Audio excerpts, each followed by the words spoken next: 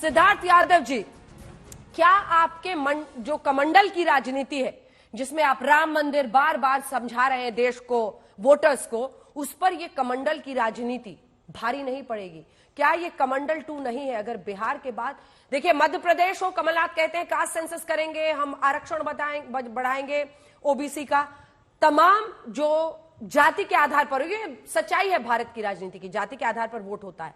क्या उनकी तरफ से आरक्षण की सीमा को बढ़ाने का सीधा उठाया हुआ कदम आपके लिए बड़ा सेटबैक नहीं है?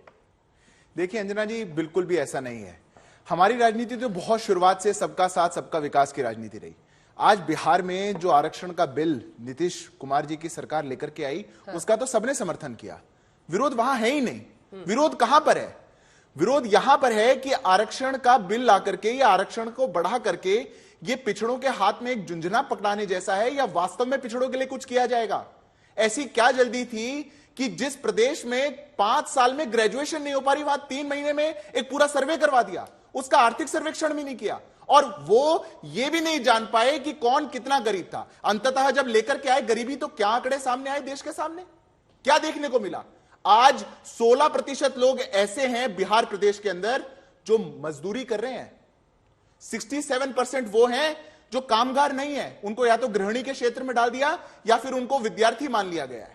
ऐसा प्रदेश जहां पर गरीबी, पलायन चरम सीमा पर हो, वहां पर मैं मुख्यमंत्री जी से आज पूछता हूं, आरक्षण बढ़ाने का आपने निर्णय लिया, बहुत बढ़िया काम किया।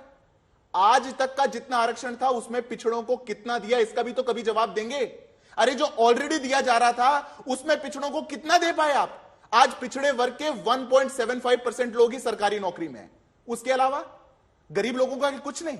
और जब हम कहते हैं कि हमारे लिए सबसे बड़ी जाति गरीब की जाति है, तो इनको सबको बहुत चिढ़ हो जाती है।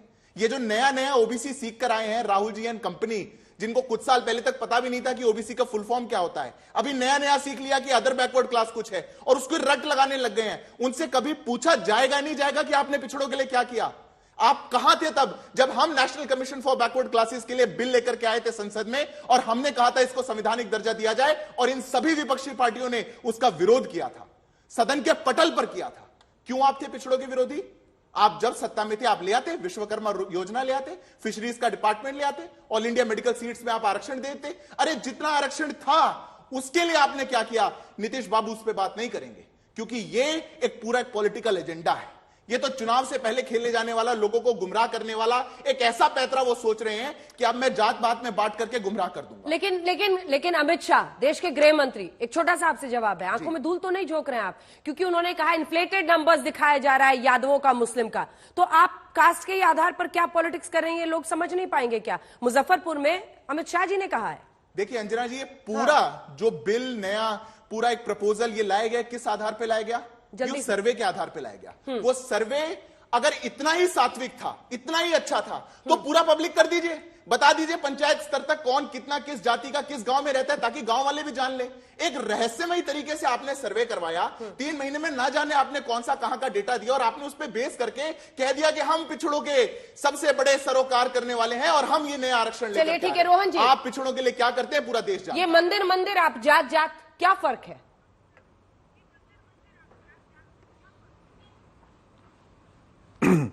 देखिए अंजना जी, अभी भाजपा प्रवक्ता जो बात कर रहे थे, मेरा एक सिंपल सवाल है, जब देश में आगे वाले कांच में देख के हम लोग आगे की बात करते हैं, तब ये पीछे वाले कांच में देख के भूतकाल की बात करते, समझ नहीं आता। मुद्दा सिंपल है, भाजपा ये बता दे कास्ट सेंसस के साथ में है कि नहीं है।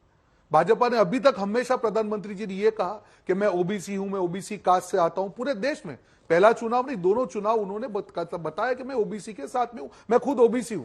तो आज जब ओबीसी की बात पूरा देश कर रहा है, कांग्रेस पार्टी कर रही है, तो उनको आपत्ति क्या है? आप पीछे की चीजें गिनवा रहे, इसने ये किया, वो सिंपल सवाल है। सिंपल सवाल का जवाब दीजिए, क्या कास्ट सेंसस के साथ में क्यों नहीं है? सिंपल सवाल का जवाब दीजिए, क्या कास्ट सेंसस रिलीज क्यों नहीं कर रहे हैं? सिंपल सवाल का जवाब दीजिए कि आप अपने कार्यकाल में कास्ट सेंसस क्यों नहीं करवा रहे हैं? सिंपल सवाल का जवाब दीजिए, जब ओबीसी की आप बात करें तो ओबीसी को जो उसकी आबादी के हिसाब से अधिकार की कांग्रेस पार्टी अन्य पार्टी बात करिए, आपको आपत्ति क्यों है? आप हमसे 4 सवाल पूछ रहे हैं, आप मुझे सिर्फ इतने सवाल का जवाब दे दीजिए। हमारे एक स्टैंड है, उसके साथ हम आगे चलना चाह रहे हैं। आप उसके साथ में हैं या नहीं है, ये देश को बता दीजिए। देश समझ जाएगा कि आपकी जो ओबीसी की सिर्फ राजनीति की बात है और आपकी हकीकत में क्या फर्क है। राहुल जी ने आंकड़ों के साथ में कहा कि केंद्रीय मंत्रालय में सेक्रेटरी की बात हो, जहां पे ओबीसी की 50% आबादी है, वहां पे 3 या 4 या 5 सेक्रेटरी ओबीसी के हैं। एमपी में भी वही हाल है। तो आप जब ओबीसी की राजनीति करते हैं, जो सबसे ज्यादा आबादी है देश में, उसको उसका अधिकार मिले, उसमें हर्ज क्या है? अगर आपको आपत्ति है तो बता दो। हमको सवाल पूछने से पहले आप जवाब दीजिए कि आपको क्या आपत्ति है। देश अपने आप इसका निर्णय का स्वीकार करेगा किसकी नीयत सही है और किसकी नीयत में खोट है। ठीक है, एक जवाब दे दीजिए, चूंकि वो डायरेक्टली पूछ रहे हैं, उसके बाद अन्य मेहमानों के पास जाऊंगी। और ये बात जो नहीं समझिए, यादवों और मुसलमानों को बढ़ा चढ़ाकर उनकी आबादी दिखाई गई है बोल रहे हैं, लेकिन आपकी भी हिम्मत नहीं है। आपने भी यूनानिमस सर्वसम्मति से पास हुआ ना भाई, तो आपको भी पता है कि इसके खिलाफ आप जा नहीं सकते हैं। नहीं, मैं पहले तो रोहन जी की बात का जवाब देता हूं। उन्होंने कहा कि हम एक बार खुल करके बता दें कि हम हैं साथ ही नहीं है। अब रोहन जी की हो सकता है कांग्रेस पार्टी को यह समझ हो कि मात्र सर्वेक्षण करना, सेंसस करने से ही पिछड़ों का उद्धार होगा, तो वो आपकी समझ का ही जवाब देता हूं। माननीय गृह मंत्री अमित शाह जी ने बहुत खुल करके कहा कि हमारा कास्ट सेंसस इस देश में समय आने पर, उचित समय पर, जितनी भी टेक्निकल डिफिकल्टीज हैं उनको पार करके हम करवाएंगे। ये टॉपिक यहीं खत्म हो गया। 3 सवाल आपसे पूछ रहा हूं। जब आपने 2011 में करवाया था तो 2014 तक आप क्यों कुंडली मार कर बैठे हुए थे? आपके पी चिदम्बरम ने खड़े होकर के क्यों पार्लियामेंट में कहा था कि अगर ये डेटा हमने रिलीज कर दिया तो it will have dangerous consequences? आपने क्यों कहा था कि आपने जब कर्नाटक में करवाया, राजस्थान में करवाया, तो उसको आपने क्यों नहीं रिलीज किया? रोहन जी बीच में मत बोलिए, मैं जवाब दे रहा हूं। टॉपिक खत्म कैसे हो गया? आपसे जवाब आप इसके साथ हैं या नहीं है? एक साथ रोहन जी, मैं छोटी सी बात कह रहा हूं, खत्म ही नहीं, और मैं नहीं, छोटी सी बात थी। 3 सवाल मैंने पूछे और चौथा सवाल आज अंजना जी आपके शो पे पूछ के जा रहा हूं। National commission for backward classes के बिल को कांग्रेस पार्टी ने क्यों विरोध किया था? संवैधानिक दर्जा मिला था, क्यों विरोध? देखिए, मैंने एक सिंपल सवाल उनको पूछा। सवाल का जवाब सवाल नहीं हो सकता अंजना जी। मेरा सिंपल सवाल है, अगर उनको हमारी नीयत खिलाफ लगी है कि हम कास्ट सेंसस गलत करवा रहे हैं, आप बता दीजिए कि हमने जो कास्ट सेंसस रिलीज किया, मैंने कब कराएंगे? कौन सी त्रुटियां? आज कोरोना खत्म हो गया, आज जो पहला रिपोर्ट रिलीज नहीं कर रहे तो बताएं देश को क्या त्रुटियां है। त्रुटियां कुछ नहीं, आपकी नीयत में खोट है। जो आप करवाना चाह रहे हैं, आप उसके साथ खड़ा भी होना चाह रहे हो, विरोध भी कर। जवाब लेना पड़ा। मैं लूंगी आपसे। अरविंद वाजपेयी जी, मतलब सभी पार्टियों ने वहां सर्वसम्मति से ही पास किया ना। कास्ट सेंसस अगर हो ही रहा है तो फिर पूरे देश में हो। बार बार वो पूछ रहे हैं बैकफुट पर क्यों है एनडीएस पर? तो मना कब किया?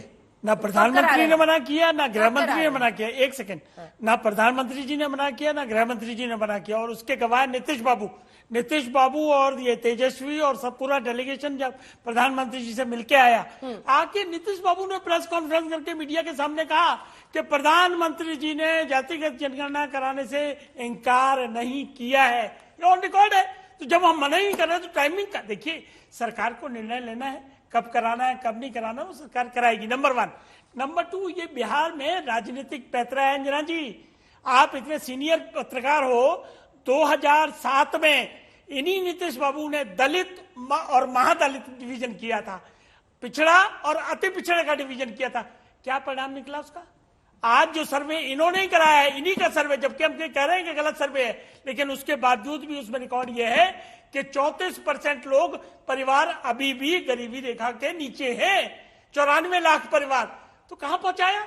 और बिहार लगातार 30 साल से, 15 साल लालू जी के पास, उसके बाद नीतीश बाबू 17-18 साल से, आज भी बीए की डिग्री जो है ना, माफ करना, 3 साल वाली 7 साल में मिलती है।